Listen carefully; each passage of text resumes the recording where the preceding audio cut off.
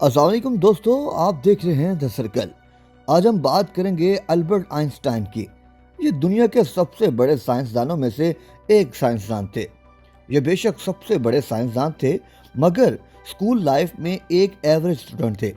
لیکن ان کا دماغ کوئی عام دماغ نہیں تھا، بلکہ ان کا دماغ بچپن سے ہی الگ تھا، اور وہ زمانے کے لحاظ سے ایک خاص اور الگ دماغ رکھتے تھے، اور اتنا خاص دماغ رکھتے تھے کہ ان کے مرنے کے بعد ان کا دماغ چوری ہو گیا تھا۔ کیا واقعتاً البرٹ آئنسٹائن کا دماغ چوری ہو گیا تھا؟ کیا دماغ چوری کرنا اتنا آسان کام تھا؟ چلے آئیں دوستو، حقیقت جانتے ہیں۔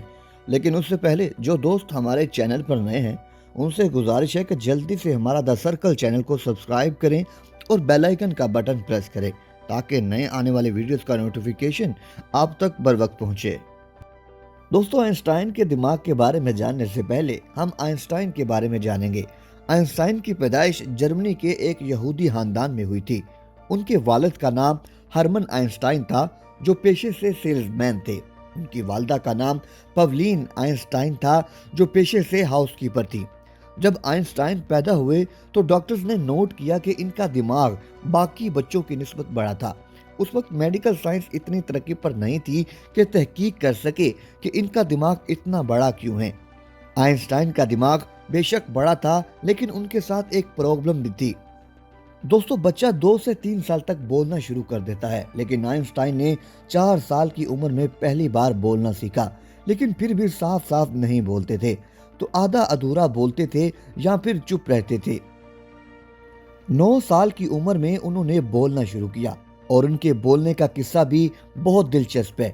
آئنسٹائن کھانے کے لیے ڈائننگ ٹیبل پر اپنے ماں باپ کے ساتھ بیٹھے ہوئے تھے کہ اچانک انہوں نے بولا کہ مجھے سوپ چاہیے۔ دوستو، یہاں پر ان کے پیرنٹس حیران رہ گئے کہ اب تک تم بولتے کیوں نہیں تھے؟ آئنسٹائن کا جواب تھا کہ اب تک سب صحیح چل رہا تھا، اس لیے میں بولا نہیں۔ ویسے آئنسٹائن بہت ہی مزاقیہ تھے، اور ان کی گئی عادتیں بھی بہت سی ہنسانے والی تھیں۔ دوستو، آئنسٹائن کی ایک دلچسپ بات یہ بھی ہے کہ وہ موزے نہیں پہنتے تھے، کیونکہ ان کے موزوں میں سوراخ ہو جایا کرتے تھے، اور ان کا یہ بھی ماننا تھا کہ جب ایک موزے سے کام چل جاتا ہے تو 2 موزے پہننے کی کیا ضرورت ہے۔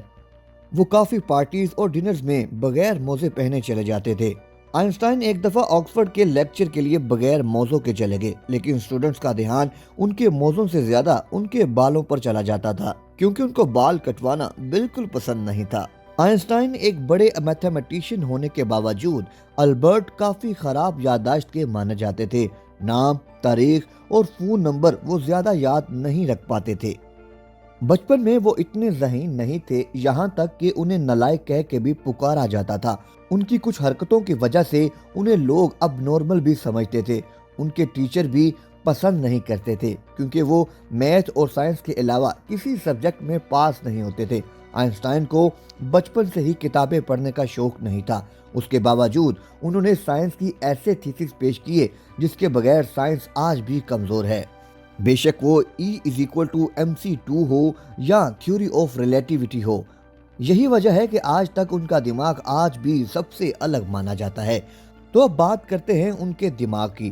18 اپریل 1955 کو دنیا کے عظیم سائنسدان آئنسٹائن کی موت ہوئی تھی، اور ایک ڈاکٹر جن کا نام تھامس سولز ہاروے تھا، انہوں نے آئنسٹائن کا دماغ چرا لیا تھا۔ کسی کو بھی اس بارے میں پتہ نہ لگ سکا۔ یہ آئنسٹائن کے دماغ پر تجربے کرنا چاہتے تھے۔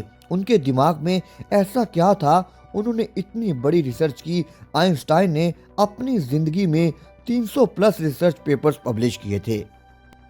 آپ اور ہماری طرح ڈاکٹر بھی حیران تھے کہ آئنسٹائن اتنے ذہین کیسے تھے۔ اسی وجہ سے ڈاکٹر تھامس نے ان کا دماغ چرا لیا تھا۔ اس وجہ سے انہیں نوکری سے نکال دیا تھا۔ تو انہوں نے وعدہ کیا کہ وہ آئنسٹائن کے دماغ کے بارے میں ضرور پتہ کریں گے، تاکہ آنے والے زمانے میں سائنس اور سائنسدانوں کو کچھ فائدہ ہو سکے۔ ڈاکٹر تھامس نے آئنسٹائن کا دماغ ایک جار میں بند کر دیا۔ دوستو، 1975 میں اجازت ملنے پر ڈاکٹر تھامس کے بیٹے نے آئنسٹائن کے دماغ پر سرچ کرنا شروع کر دی۔ سب سے پہلے انہوں نے دماغ کا وزن ماپا، جس کا وزن 1230 گرام تھا، جو عام انسان کے دماغ کے وزن سے کم تھا۔ عام انسان کے دماغ کا وزن 1400 گرام ہوتا ہے۔ اس کے بعد آئنسٹائن کے دماغ کے 240 سیمپل मुख्तलिफ साइंसदानों को भेजे। उनके दिमाग को देखने के बाद उन्होंने पाया कि आम इंसान से ज्यादा सेल्स आइंस्टाइन के दिमाग में पाए जाते हैं। तो सच में पता लगा कि उनके दिमाग का एक हिस्सा, जिसे सेरेब्रल कॉर्टेक्स कहते हैं, वो आम इंसान के दिमाग से बिल्कुल अलग था और इसी वजह से उनका दिमाग कुछ अलग ही सोचता था। आइंस्टाइन कहते थे कि मैं कोई खास इंसान तो नहीं, पर मेरे अंदर चीज़ों को जानने की बहुत ख्वाहिश है।